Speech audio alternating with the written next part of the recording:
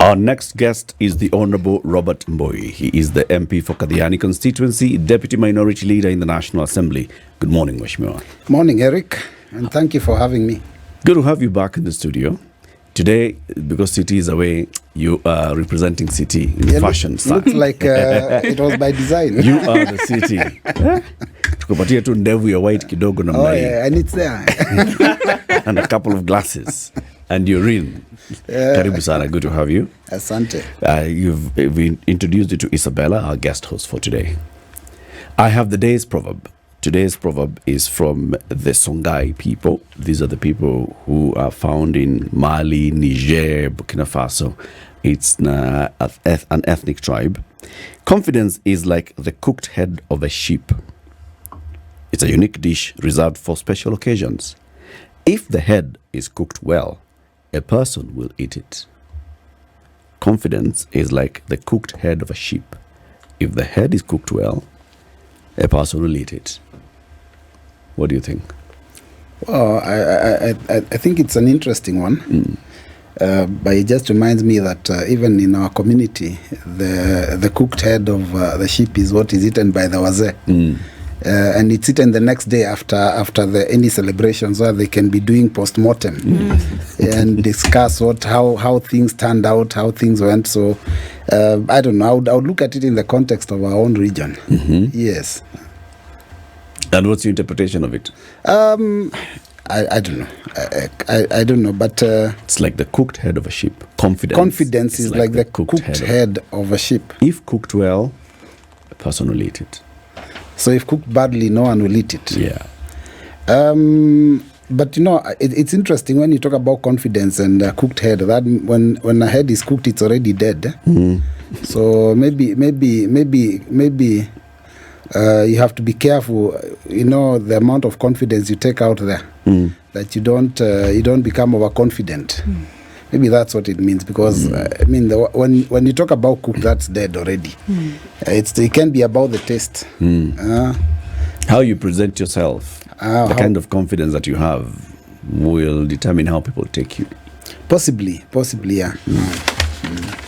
If it's complicated. If your confidence is cooked well, people will eat it. Indeed. Karibu sana Mheshimiwa. Asante. A lot's happening. We've heard it just right now in the news. I mean, issues of these talks. So the first bipartisan talks, those ones have flopped. They failed. Let's move on. Forget about it. They ate tea and mandazi. We don't know who paid. It's okay. Just forget it. Now we have a new round of talks. And this new round of talks is where your party leader, Kalonzo Musyoka, who's heading the Azimio side of the new talks, has written to Kimani Ichung'wah, who's heading the other side, and he said, can we meet on Wednesday? What is expected to come out of these talks? Latif, I think it's very clear from our side as Azimio that we've had issues with the way the country is being governed, and we've also had issues probably with the question of the last election. Just very basic things, and we just want answers, and we want to find a way forward so that we can forge ahead as a country. So what we want to achieve is the rights of our people to be respected. And you know, the rights of our people basically, you know, they've been trampled on by the regime. Rights to picket, demonstrate when they are unhappy. Rights to Article 43 of the Constitution talks about economic and social rights, and that is the one we are dealing with, which is the cost of living. Those are things that are really important to our people, because after during the campaigns, we both sides promised heaven on earth. And after the elections, one team was announced winner and has taken up office, and we tend to feel that the people are disgruntled. Our people are disgruntled. It's a real issue, by the way. The issue of cost of living, it's a real problem. You know, as a people's representative, every time you go to the village, the kind of poverty that you see, the kind of desperation, it's very painful. So we've said, let us put the agenda of our people's problems on the table, so that we can see whether they can be addressed. How can we get together and agree on a few basic things on what can we do? And you know, I've heard people, say, this thing of cost of living is a hoax. I'll say this: there is a problem even probably internationally, of the economy. But more importantly, you must realize that when people are hard hit, I used to be a boxer when I was in the university. And one thing you know is that as a boxer, if you punch someone and they fall, you don't hit them when they're on the ground. You don't kick them and trample on them. Kenyans are already hard hit by the harsh economic conditions that we are living through. People can barely put even a plate of food on the table for their families. And during such times, you introduce two things. One, you reduce the disposable income, which is the money that people have to be able to spend by reducing their salaries, by overtaxing them. When you tax pay as you earn at 35%, that means somebody has already lost 5% of their salary on a monthly basis. That reduces the amount of money they have. When you tax people 1.5% for houses, that already reduces their disposable income. When you increase the amount of savings, and my people have been telling me, why would you want to save for us when we are old and we have no money now to eat? How will we get old if we don't eat? We will die now. So you increase the amount of money that people have to save so that they can consume that much later. But right now they're having problems. Then I know there is also an intention to increase NHIF. So people's disposable income reduces. And we're talking about maybe the lowest earning Kenyans who probably lose about 5,000 shillings. And of course it's more for the people who earn more. Now, go to the other side, which is the expenditure side. You already have less money. Now, when you come to buying basic goods and services, the prices of all these basic goods and services are going up because of the new tax regime. You increase the cost of fuel.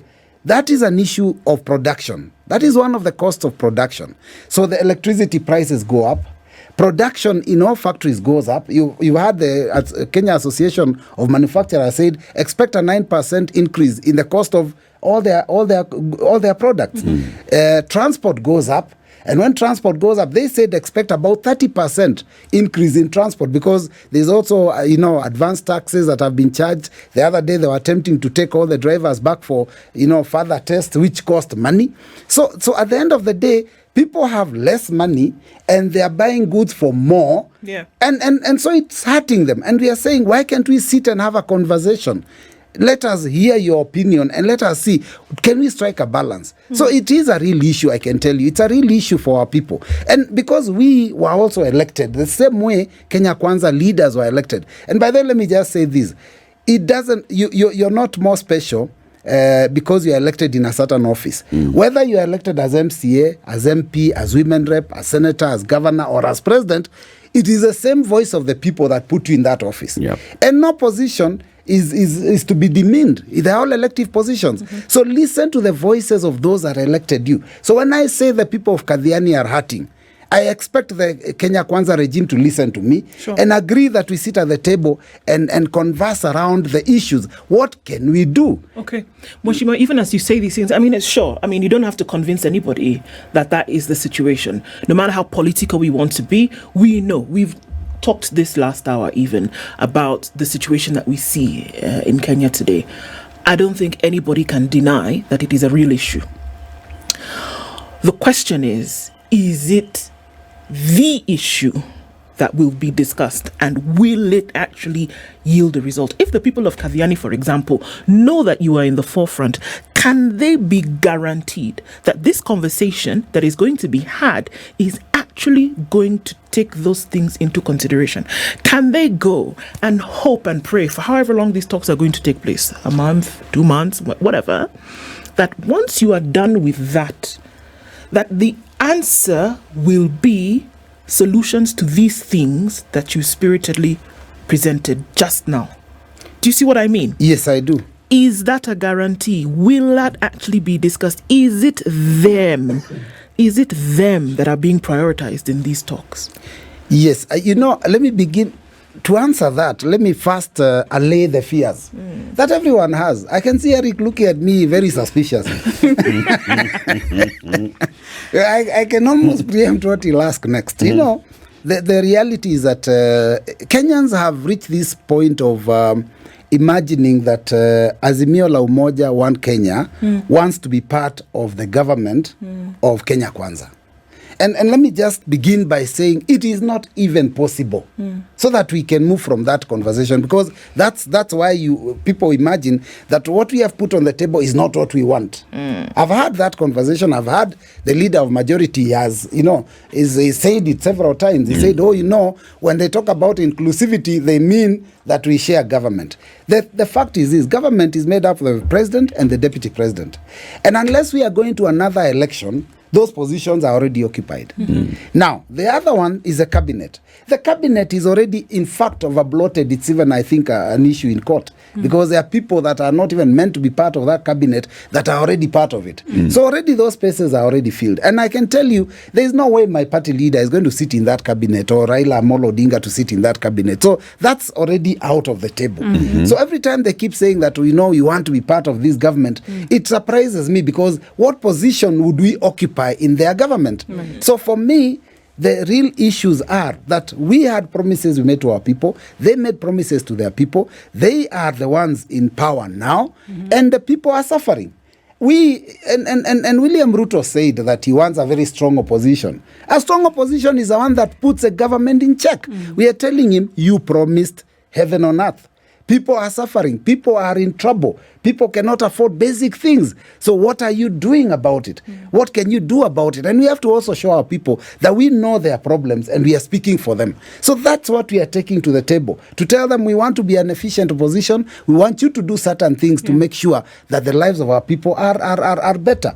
And that's basically it. So the fact remains that before we discuss anything else, the issue of cost of living must be talked about. But let me say, on the part that I've just mentioned, the leader of majority, and I'm not mentioning him individually as an individual, but I'm talking about what he said, which is in public domain.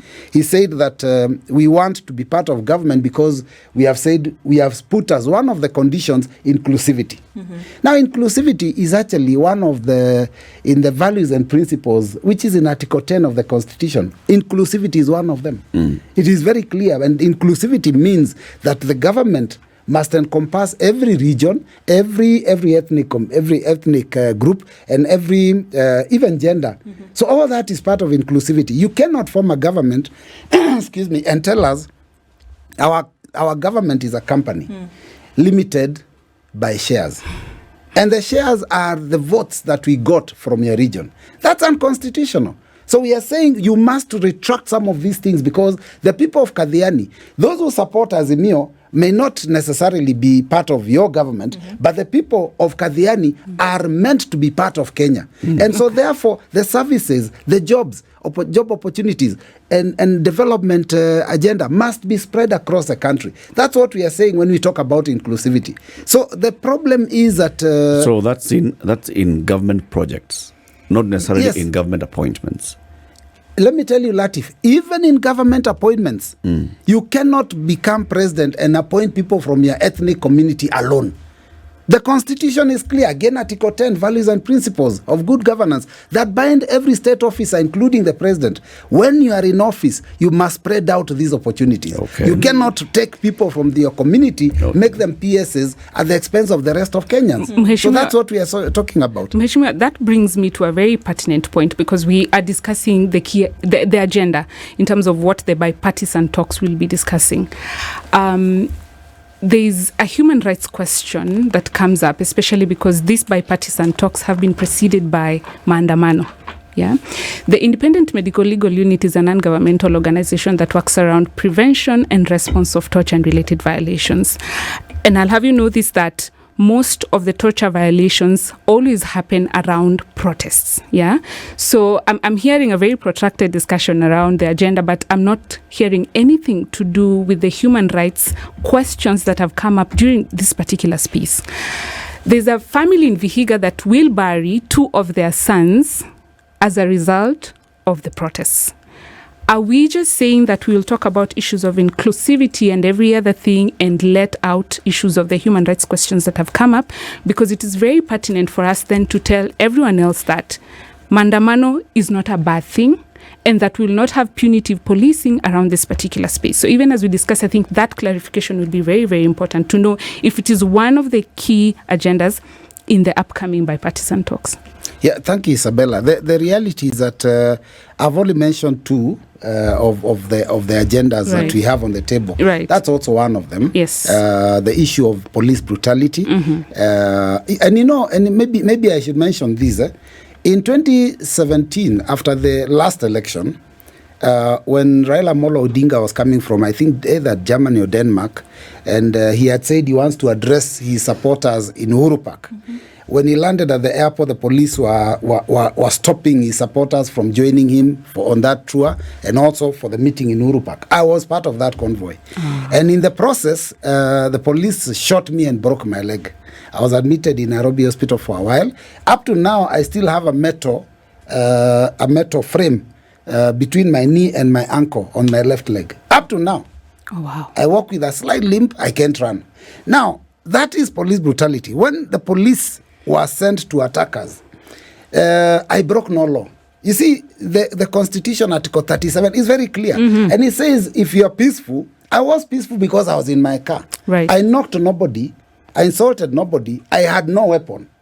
And you have to also be unarmed. I was unarmed. I walked out of my car and the policeman shot me. I rolled off the road into a ditch. He was chasing me to shoot me when I was in the ditch. But the cameras, media cameras, and by that I love media because my media saved my life. Media cameras came, you know, because I could see someone rolling into a ditch. Right. And the policeman who had shot me now turned and walked away because he couldn't shoot me now with the full glare of media. Now, if you ask what crime I committed, if you ask that policeman, I wish one day I would meet him because he knows me and he knows he almost killed me. He knows me. He can even come to Parliament and say, I want to see the honorable member for Kathiani. He has never done that. I don't know him myself. Right. I just saw someone in uniform, and I think it was obviously a policeman because they're all police. But, you know, at the end of the day, what law did I break? None. What mistake did I make to belong to then NASA coalition? What was my crime? To attempt to go to Uhuru Park, which is a public place, and listen to my leader. Right. Was I armed? No. Was I peaceful? Yes. But they almost killed me. Now, that's the fate of all these Kenyans that have been killed, completely because of their political ideology. And you know, the Constitution also allows political rights. It does. You know, so what would you like to see? I would like to see all those policemen that killed innocent Kenyans, not even now, just this time, even the previous time, even those ones who shot me. I think those people should be brought to book. But no regime has ever castigated, even the regime before. No regime castigates this. Why? Because when you're in power, you want to crush your enemies completely. But that's where all the problem is. And your enemies, your perceived enemies, don't really think much about those that are below. Yes. What happens? Those that end up being killed. We talk about Baby Panda all the time, and Baby Panda has become like the poster figure for demonstrations of what happens to the innocent. Yes. The complete innocent people who are shot. Yeah. When your leaders shook hands in 2018 with those in power then, you had 5 years of goodwill with the government. Did you push for justice for such people as Baby Panda and the others for post-election violence of 2007? Such that now we can trust that on Wednesday when you sit, you'll actually push for justice for this family in Vihiga that has lost 2 sons and the very many others, the young boy in Amali and others who were shot, innocent bystanders shot. Eric, what happened is that after the handshake, personally, I was very relieved because, you know, we had come from the brink of almost a civil war. It was a very bad situation. And I was a victim. I was very happy that there was a handshake because for me, it signified peace and a kind of a truce. And so I felt relieved. And I remember in a function where I spoke and my party leader was there, the Right Honorable Raila was there, the former president was there, the deputy president, then who's current president were there. And I said, one of the things I'm happy about, because you remember there was a story about River Jordan and the sharks. I mean, not sharks, actually, crocodiles. I said, I am a victim. I have confirmed that there were crocodiles because I put my foot and I was bitten. My leg was bitten by a crocodile. And I said, I am happy that when I saw the handshake between Raila and Uhuru, it signifies to me that no one else will ever have to be bitten by a crocodile going into the future. Because I felt that now when we do this handshake, we are talking about when we finish an election, we accept and we move on together. Whether you're in opposition or in government, there's some kind of agreement on how we can work together. Unfortunately, it hasn't been the case because you swept things under the carpet. That is what happened. You did not address the issues that you were raising then, that Raila wanted to address at Uhuru Park, were about election justice, electoral justice. 5 years, it was not discussed. They were not settled. The issues of justice for post-election violence, justice for 2017, justice and pursuit of justice, and even completion of police reforms were never discussed. When the minority had the goodwill of working very well with the minority did not pursue these things that you say are the things that you represent, the people agenda. You had an opportunity for the people's agenda for just until August last year. You never pursued it. Why should we trust you now that your people's agenda this time is actually genuine? Eric, I'll tell you that in the Building Bridges initiative, because that was what brought together, the document that was brought together by these two leaders when they got to shake hands, if every one of those items in the Building Bridges, because Building Bridges was bringing together Kenyans, if every one of those things were passed and accepted and not thrown away by the court, we probably would be having a better country.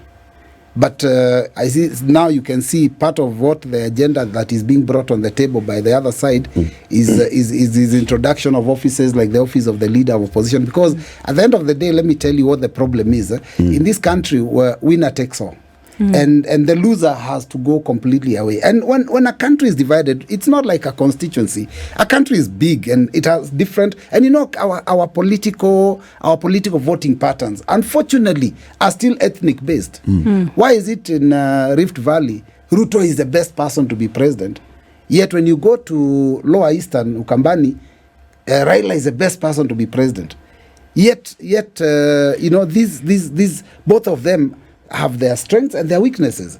Is it that one region just sees their strength and the weakness of the other? No, it's because this community is aligned in this manner. That is how we vote as a country. So because of that, it is important that whoever is not president but had half the country, almost half the country. I mean, you're talking about this presidential race goes to about 50% because you need to get 50 plus 1. Yeah. And your runner-up is at 49 point something.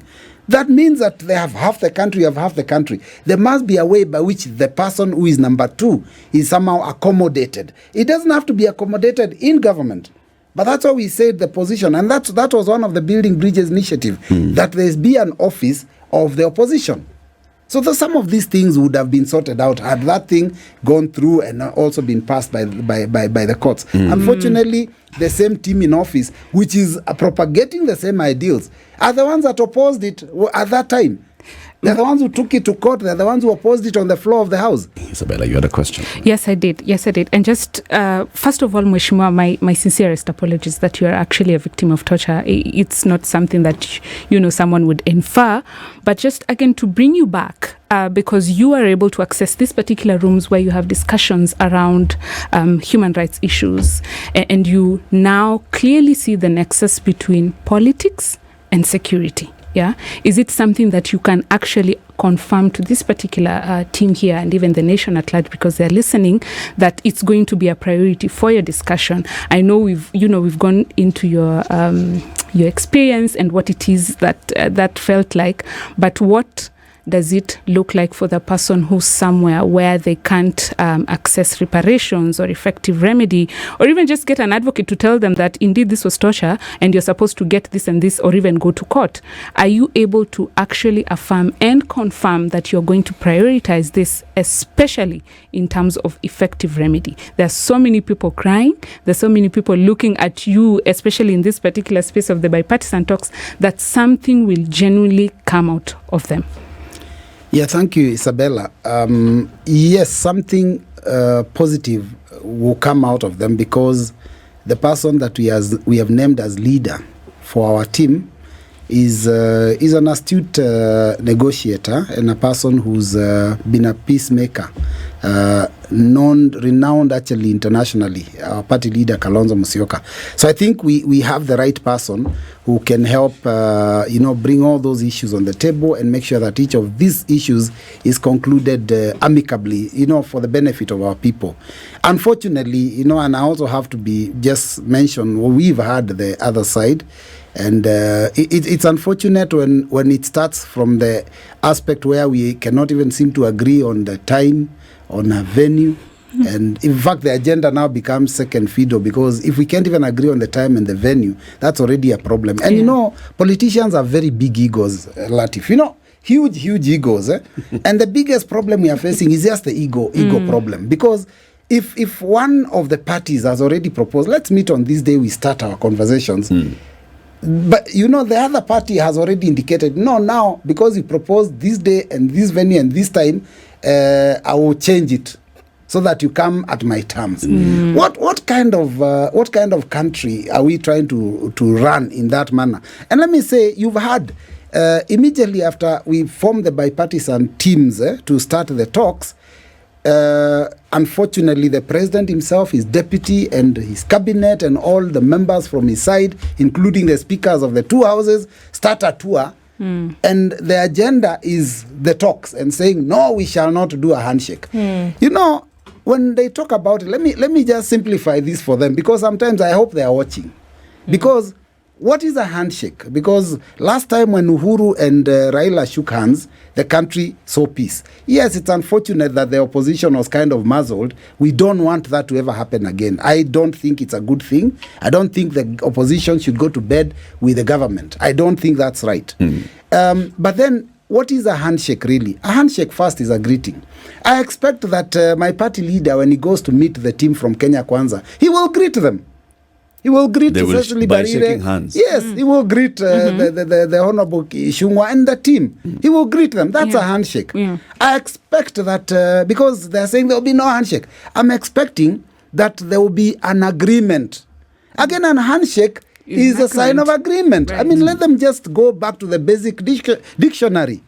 They will agree on certain things. When you say we will not agree in advance, we will not shake hands, that means you're already preempting that there will not be any agreement on any of these items. Yet you already have your own agendas on the table. They have, I think, 4 items. Yes. So are they saying we will not agree on the 4 that they are presenting? And if we agree, why would we not shake hands on those? Again, a handshake is a sign of truce. Peace. Yes. At the end of it all, Kenyans want peace. We have been in the streets fighting. Sure. Mheshimiwa, usually when you enter into a situation such as this, that the bipartisan talks is introducing, you must usually look at yourself as one side and look at the other side and have a deeper understanding of just the talks that are happening, right? Some of the things that you've talked about just now, why would you feel this animosity? Why? And I guess that's the actual question. Why do you think that it is such a pain point? Why is it so difficult? Why would there be, as you say, delaying tactics, not agreeing on this date, not choosing? Why would there be that atmosphere already, even before words are spoken or a meeting has been had? I'll tell you, it's suspicion, and the suspicion is based on what happened in the last time there was a handshake between the president and the leader of the opposition after the last elections. The deputy president then felt slighted and felt that his space was crowded up by having the leader of opposition getting very cozy with the government and very cozy with the president, and that is one of the things that he felt. So obviously the leaders within the Kenya Kwanza coalition are feeling that a handshake might bring in the leaders from Azimio close to the president, and then there will be another causing and friendship that might sideline them. It's a suspicious thing. It's suspicion. But if both parties have said, if the leader of Azimio has said he doesn't want a handshake in that manner, he doesn't want to be part of government, and the president has also said he does not want to share his government, why can't the people that they are sending believe this? Now, let me tell you, one of the problems we face in those talks is that one of the sides, the leadership sent there, may not be able to make any decision without reference to their bosses. But my party leader is a principal in the coalition and can make a decision on behalf of the coalition. Okay. So by sending His Excellency Dr. Kalonzo Musyoka to the talks, we've already demonstrated that we are sending someone who can make a decision at the table. He doesn't have to pick a phone and call someone outside because he understands what they stand for. But the team that has been sent by the Kenya Kwanza regime will keep having to walk out to the toilet to make a call to confirm whether this can be done. And that is what would be the problem. And I think what they should do is just agree that they have one leader, one chair, that is my party leader. And then they run this thing together. And let me tell you, it's very easy to solve some of these problems. I can tell you, there are some that are already in agreement. IBC reconstitution, they're already in agreement. Yeah. Basic things like inclusivity, they just need to give a commitment and say, Even going cost of forward, living, there's an agreement. on Cost of living. even cost of living, they've said they do not want a discussion on cost of living. But there's an agreement that there's an issue about cost of living. Yes, both sides know there's a, but all they have to do is agree. So what do we say to Kenyans together? Yes. At the end of the day, they must stand together and tell Kenyans, this is what we have agreed on the cost of living. There's a problem internationally, but this is how this government is going to address this matter going forward, so that we can have a few quick fixes, so that Kenyans stop suffering continuously. So there must be some agreements. I can tell you there are some very easy things, low-lying fruits that they can sort out. In fact, within the first 1 or 2 A couple of days like this and they can move. You've already had a parliamentary group meeting, right? As Azimio, are you? Yes, we just had a briefing from our leader. From your leaders? Yes. What are they taking to the table with regards to cost of living? What does Azimio want the government to do? What will they be? Our real issue goes back to the finance bill that was already signed into law. So it's an act of parliament. I know it is in court. Yeah. But we are asking that there be some goodwill and reduce the amount of taxation they are taking from Kenyans a little bit, because we are going through harsh economic So times. revise the finance bill. Reduce the amount of money you're taking. The taxation regime is too high now at this current time. Reduce it, and then also reduce the taxation on production, on fuel.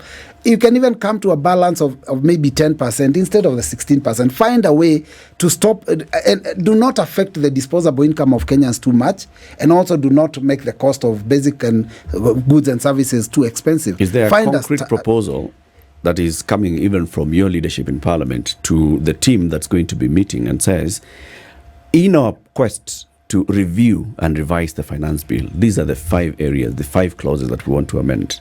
1, this one on VAT on fuel, reduce it, and our proposal is from 16%, bring it back down to 10%, like you've said.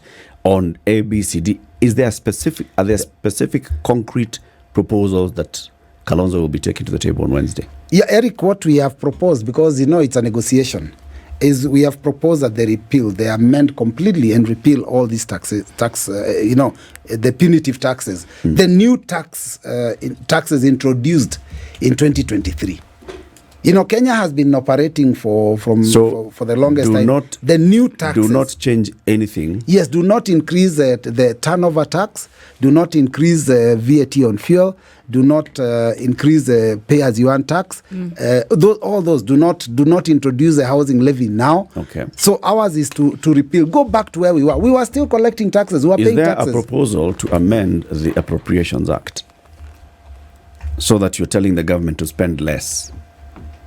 Once because the government has already come to you as parliamentarians and you've allowed the government to spend 3.7 trillion shillings in the next financial year. Yes. Now, if you do not want them to raise money that is commensurate with that, what proposal are you giving them?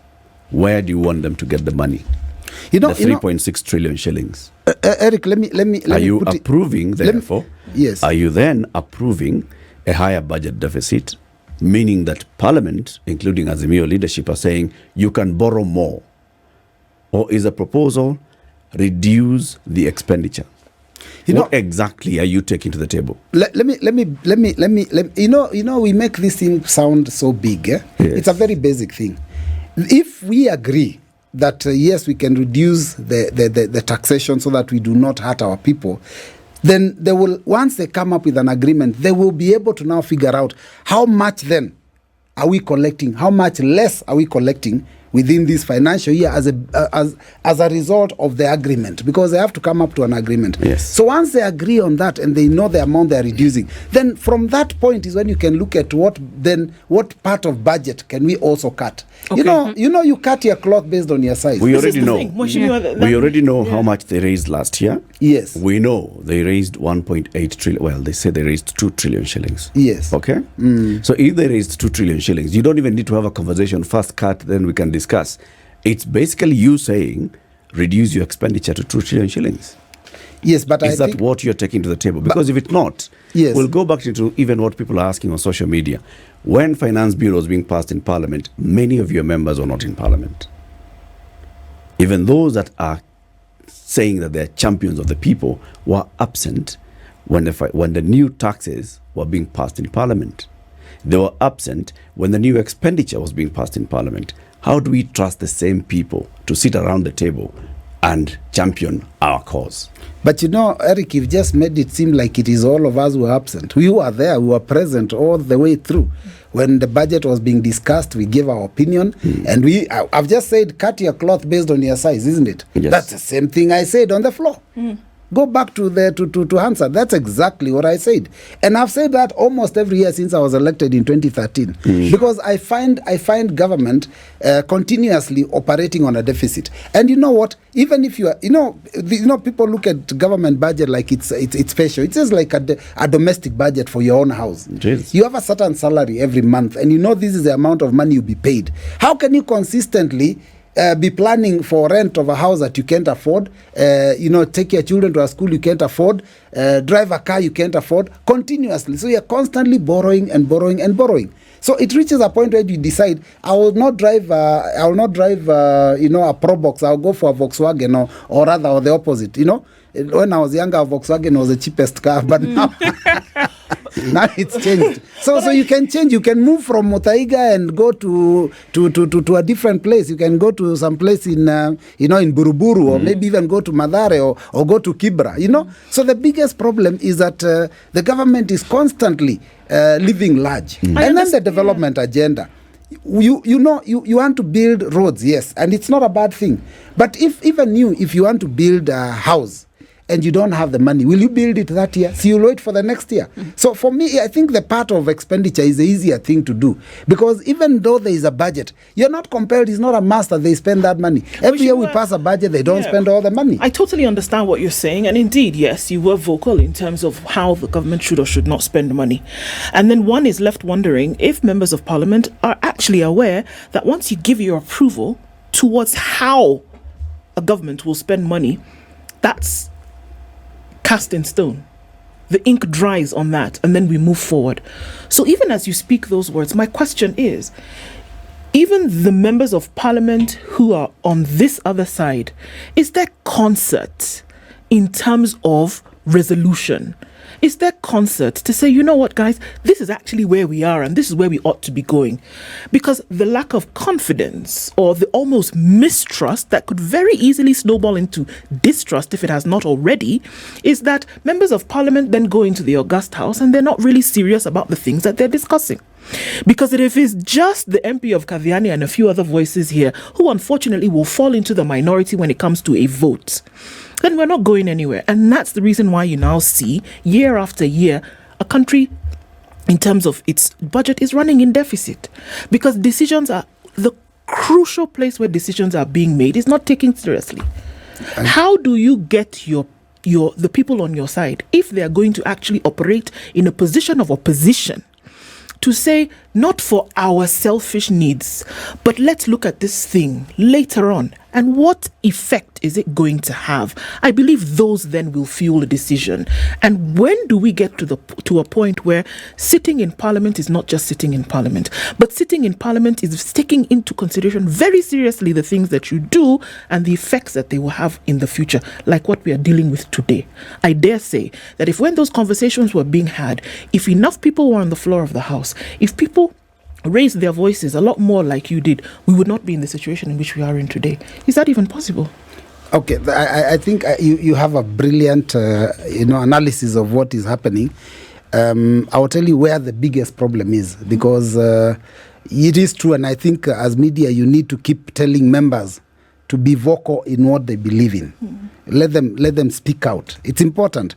But then there's an issue of whipping. In every parliamentary democracy there is the person called the whip. And the whip is really like the whip that is used to beat up people. When the whip is applied, people will vote along party lines. And so many other times when members are deep in their hearts, they are agonizing about that decision, but the whip is applied and they have to vote in a certain way. That's where the problem is. And I think also you note that after the last election, a lot of members of Azimio la Umoja trooped towards the government side because of the mistaken belief from time immemorial that whoever holds the reins of power also is the one who holds the strings to the purse. Unfortunately, in today's constitutional dispensation in Kenya, the purse is actually held by members of parliament. Yep. But they seem not to know. So what happens is that members will troop to State House to go and ask for a road, to go and ask for a hospital, to go and ask for some development agenda, which is actually canvassed on the floor. So I think media needs to tell members, and I've said this, but media needs to make it clear, because it's in the constitution, that you are the ones that have the budget, so that members of parliament, that's what happened to us. Members of parliament from Azimio trooped to the side of government, and now we are left few of us. Should we be a bit worried that they do not know? Should we not be a bit worried that they do not know? You have to be worried. I am worried. Mheshimiwa, I'm seated here wondering I am worried. if you are in this particular discussion and you're throwing it back to the media, what is it that we are doing exactly right now? Because if you're saying it's the media that's supposed to capacitate these particular members of parliament in terms of budgetary allocation and so on and so forth,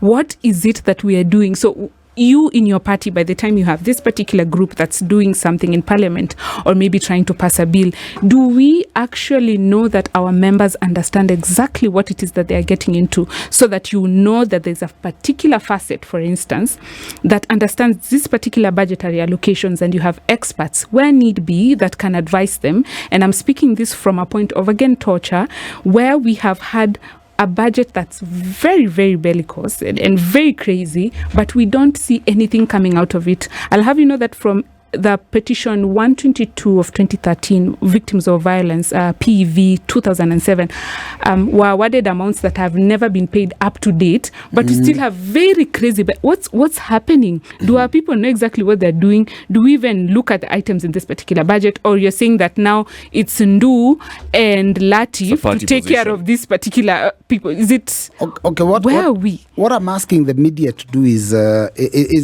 keep hyping to members of parliament the responsibilities. Let me tell you, all of us, when we get elected, our agenda is not the same. And let's just be real. Yeah. There's people who just get elected for the sake of it, just because they can be in parliament. There are people who get elected to protect their wealth, so that no one can touch their wealth. Right. So because they are in parliament, there are people who just like the title. They want the title, and that's why you find, even when it comes to attendance, to contribution, to even I mean, how many times you listen to a member speak even in a public forum, and you wonder, doesn't this person really understand what's going on in the house? So it's important that the media, because all of us have to help each other. It's important that the media keeps telling members, please, can you go back and do what is expected of you?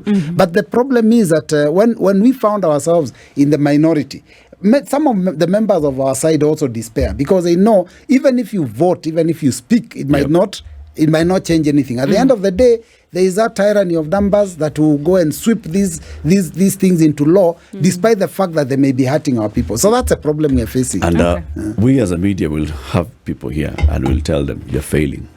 It's important. we are failing, we are accepting. And we are sorry to Kenyans.